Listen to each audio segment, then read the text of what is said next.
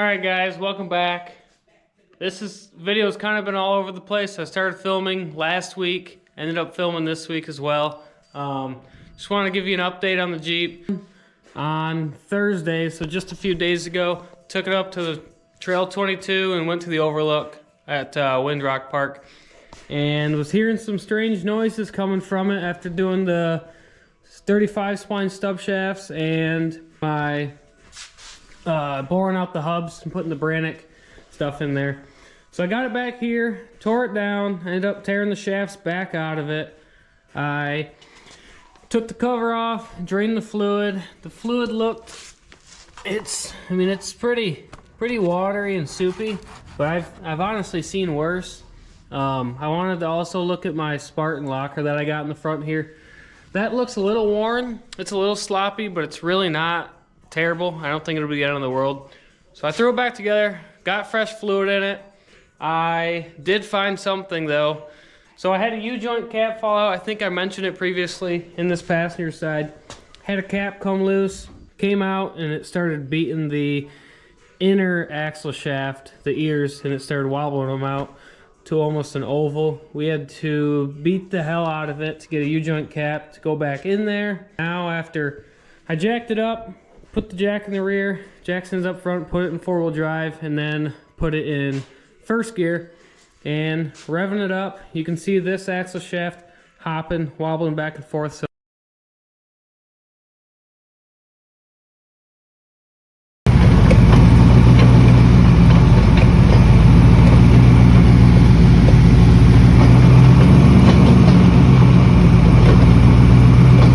long story short, I ended up making another Brannick Motorsports order. I ordered two inner shafts, chromoly 35 spline for it.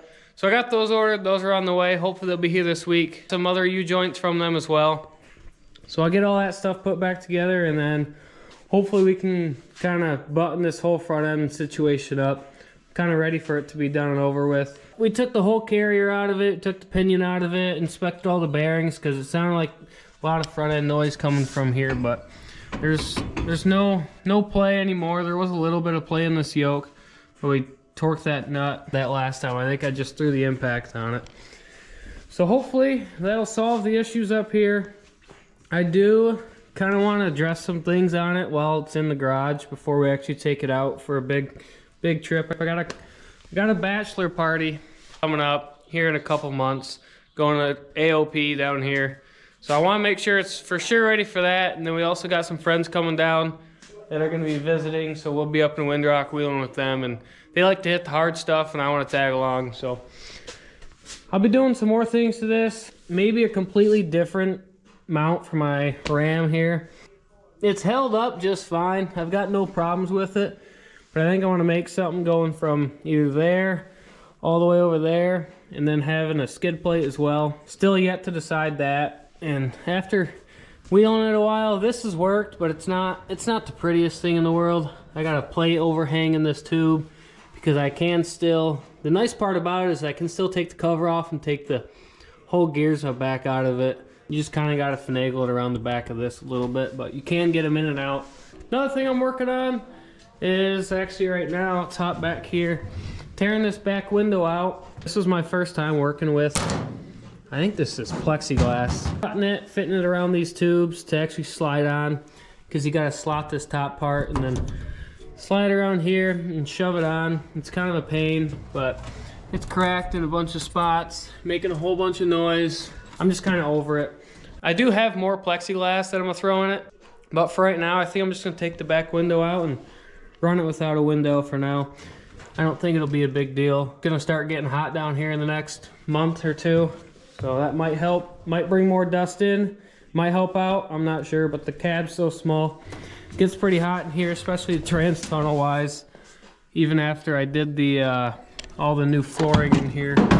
Flooring's holding up pretty good. It catches all the dirt in one spot, and it's quick vacuum to get all the stuff out. So I really liking that. Another thing I'm gonna be working on the next couple months or over the summer is tying in the cage more. I got it tying in down here in the unibody stiffener, but I want to run a tube from there over to where it ties in here to the floor. And then I know the rockers are pretty far gone, but I think I'm gonna build, I think I might leave them in there instead of cutting them out, and then build me some tube sliders to come out. That way I at least have a little bit of protection and something to slide on. Probably just cover the cab though, because another thing I want to do is take this bed off eventually. I'll let it get a little more beat up over the summer, but I do want to end up removing the bed, doing something back there. I don't know.